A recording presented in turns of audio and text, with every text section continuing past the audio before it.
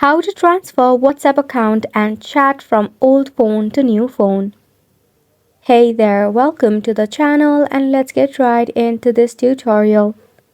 To transfer the WhatsApp account and chat from your old phone to new phone, it is not a hassle. All you need is basically the WhatsApp app that is easily installed from your Play Store or App Store.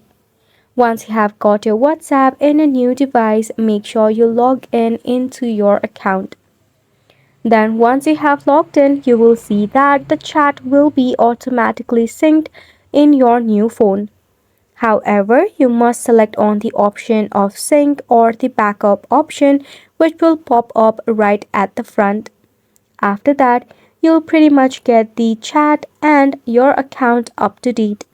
You can also tap on the three dot icon and head over to settings.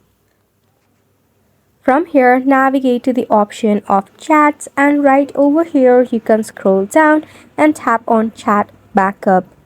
Here you will find the option of backup and you can tap on it so that you can get up to date with the latest chat in your new phone as well. So this sums up the tutorial. Thank you so much for tuning in. We hope that you found it informative and helpful to you.